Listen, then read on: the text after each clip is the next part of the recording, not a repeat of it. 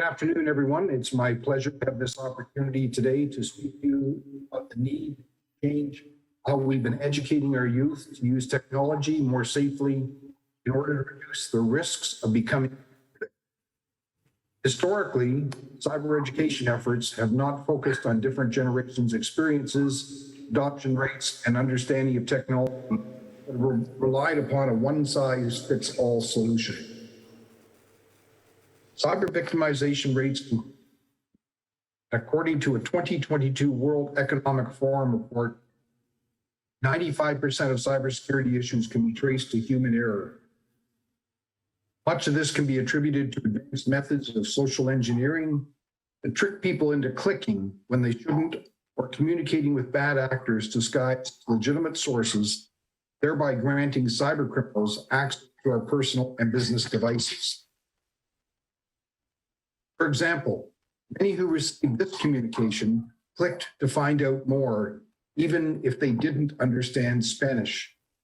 This website hosted over 5,000 phishing pages. Clicking on this image would download viruses, trojans, ransomware, worms, denial of service, or other malicious malware. We need to find more effective methods to educate people how to be more cautious when using their computers or digital devices. During a recent presentation, I was explaining why smishing has become such a popular medium for cyber criminals and what can be done to prevent being socially engineered into responding to a malicious text. While one attendee in his 20s was ignoring me and typing on his phone, a couple in their 70s were staring at me like I was describing a complex medical procedure. These restrictions made me a one-size-fits-all. Cyber education is not effective across multiple generations, primarily due to varying degrees of familiarity and rates of adoption of technology, depending what each generation has been exposed to throughout their lifetime. Our personal experiences and observations provide valuable life, as well as what we learn from those who teach us. However, given the rate of innovations occurring in technology, many of us have difficulty keeping up with these changes, excuse me, understanding the benefits of or knowing how to use new apps or evaluating if there are potential risks when using them. We are faced with the same challenges when surfing the internet, Googling for information, or even when conducting research. Determining the advantages of some innovations in technology are immediately obvious, such as turning on a radio or TV for the first time, or sending a fax. But determining whether to engage in new technology is not always so straightforward. Cyber criminals continue to increase low risk, high reward opportunities when committing cyber crimes due to ongoing low rates of detection, arrests, successful prosecution, or receiving severe penalties due to the complexities of conducting cyber investigations. They also know that most people do have advanced knowledge of how technology works, or they could unknowingly place themselves at risk of being victimized by how they use their digital devices and computers. As our children are being introduced to the digital world earlier than ever before, the monitoring of activities of our youth is transitioning to even younger children.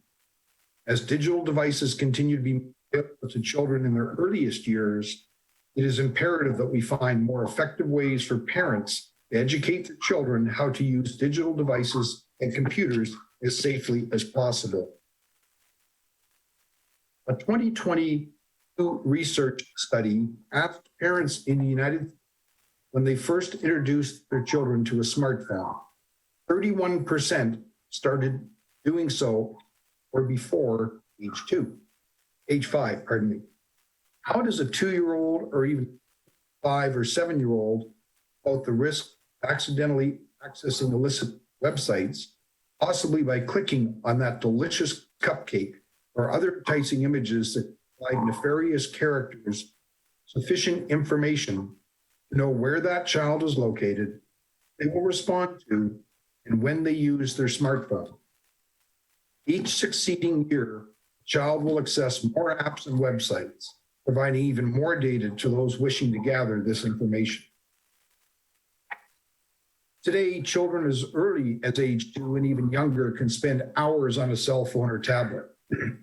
As they get older, their digital world and connections expand more rapidly than physical encounters with others, extend the hours of usage on their smartphones. How do we effectively educate people at such a young age about how to use technology safely? At such ages, logic and knowing right from wrong is not a reasonable approach. But if we do not find effective methods to communicate to children as they grow up about the need to be careful about what they click on, who they communicate with, and how they surf the internet, leave them open to potential cyber victimization. I've been working with Dr. Robert Cadigan from Boston University, which is my alma mater, to try to ascertain how better to educate people that are safe. We believe that a significant effort to doing so requires examining different generations' familiarity, adoption rates, and experiences when using digital technologies.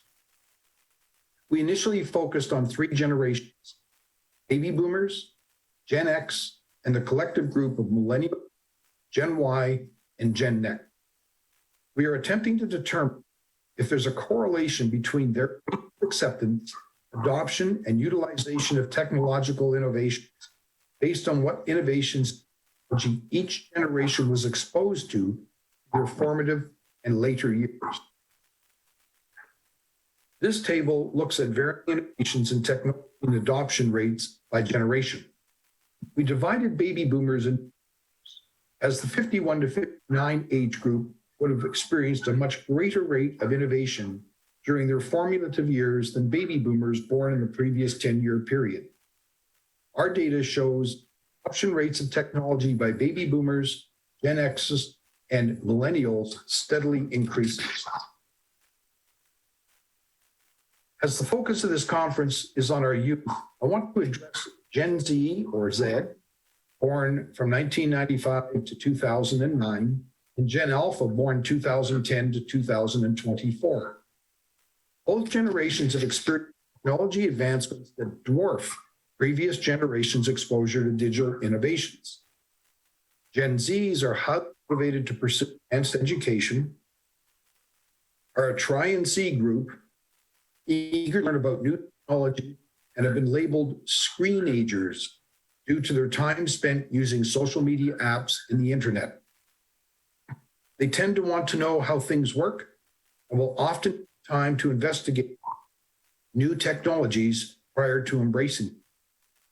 They will also welcome if they perceive it is advantageous to do so.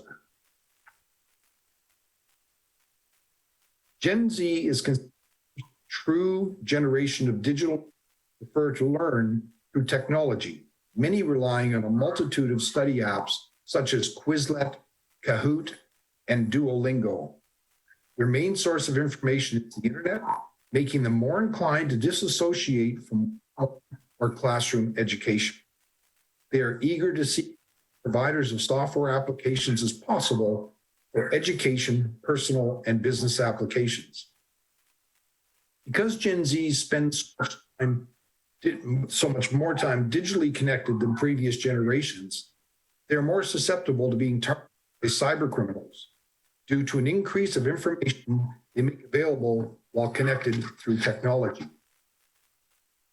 Over 2.7 million alphas are born each week, so named because they are the first generation to be born entirely in the 21st century. They are a highly social, mobile, and visual generation. No other generation has experienced such rapid advances in technology. Starting in 2010, iPods, 3D printers, electric cars, biometrics, and quantum computing begun replacing analog watches, desktop computers, textbooks, landline phones, and apps such as MySpace being yesterday's news. Gen Alphas are developing into an society as they delve deeper into the avails of the digital universe. Near instant information that is available at their fingertips or through verbal communication with apps is causing a reduction in their attention span, attributable to some degree because answers to important or critical decisions could be obtained in seconds by doing a quick search or simply asking their digital device. This chart shows the technology progression from baby boomers to Gen Alphas. Telling somebody to be cool has morphed to near unintelligible idioms. Preferred modes of transportation have progressed from Ford Mustangs to autonomous vehicles that require no intervention from occupants to get from A to B. Cassettes have been replaced by a digital voice to request our favorite song, same voice we ask to deliver our favorite meal to our front door. And instead of wanting to direct others, Gen Alphas strive to be inspirational. Today, virtual learning is rapidly supplanting structural learning as a preferred way to learn, creating even more challenges for parents to communicate with their children in a one-on-one manner about cyber education. These statistics speak to the extent of digital interaction from childhood as adolescence. The pluses of introducing technology to children at their earliest ages far outweigh the negatives. Denying a child an introduction to the digital world at an early age would inhibit their ability to succeed in a digital society. However, it is imperative to provide children and teenagers with best practices in how they use their digital devices, who they communicate with, and who they shouldn't. Educating our most recent generations about how to use such quickly emerging innovations in a safe manner compared to what one, two, or even three previous generations faced has become more challenging than ever. As children develop up to age 11, they transition from time spent watching television to the use of multiple devices such as laptop computers and personal digital devices. Given their lack of life experiences about potential threats when using digital devices and still learning right from wrong, makes it difficult to convey constructive advice to ensure their cyber safety, considering their inherited dependence being digitally connected throughout the day. Newer generations have become increasingly comfortable with a new species, vastly knowledgeable digital voice. Over 100 million Alexa and 500 million Siri have become our newest residents in our homes and offices, awaiting our every request or demand. But when speaking to our digital device, we really know who is listening, what data is being collected, what is being done with that information, if it's being sold to others for marketing purposes or being hacked by nefarious characters. As Gen Zs, Gen Alphas, and future generations increasingly rely on communicating with their digital devices, we need to become more aware of who is listening and why. We must develop new standards and best practices that can be shared with our youth if we're going to help them become as cyber safe as possible in the ever-advancing digital world. 66% of parents surveyed in the United States stated parenting is harder now than 2 decades ago, with 3 out of 4 of the top reasons related to technology and social media in general, and that technology is giving more access and exposure to children at a younger age. Smartphones, bullying, and cyberbullying, and online predators are the challenges faced by today's parents. Prohibiting children from integrating into the digital world is not conducive to their future development. However, too much interaction with technology can have negative Studies have shown that certain of a child's brain do not develop if they spend too much time on digital devices. Children who take digital devices to bed risk losing precious sleep that is instrumental to mental development. And those who spend excessive amounts of time with digital devices tend to exercise much less. Limiting a young child's time spent on digital devices improve their natural development, promote good health, and reduce their exposure to potential cyber risks. But doing so can result in our youth rebelling against such sage advice, potentially causing them to ignore all warnings and possibly even drive them to want to use their devices even more frequently. With technology becoming more prevalent with each new generation, the question of when to communicate to commence cyber education has become an important decision. How do we strike a balance between digital education, helping children properly develop their skills so they can coexist effectively with others, not only in their own generation, but every generation? There are a number of things we can do for youth become more cyber safe. Cyber education should always be presented as being beneficial and not be perceived by those receiving it as imposing unjust restrictions. Positive reinforcement will produce better results than focusing on negatives. Education can be an enjoyable experience, especially for younger children. Incorporating visual products such as images to make a point can have lasting benefits. Before allowing a child to load a new app, if a new one is on a child's device, parents should investigate the app to understand its purpose and any potential risks that could result from using it. Encourage children to share their digital experiences. Speak with their teachers to find out what apps their students are embracing and why. And always make cyber education a collaborative effort with your children. By showing an interest in what they're doing on their digital devices, they will be more prone to share how they are using them. Newer generations have a high trial ability based on their curiosity about innovations in technology. The greater the perceived value and perceived ease of use, the greater probability they will embrace change. While this applies to all generations, it's even more prevalent with today's youth. Rogers' diffusion of theory posits when evaluating innovation, acceptance and adoption rates are the result of a series of steps. Learning about the innovation, evaluating its worthiness as it pertains to ourselves, performing some form of evaluation, implementing it, assuming we deem it worthwhile to do so, and deciding if we should continue to use it based on our experience of doing so.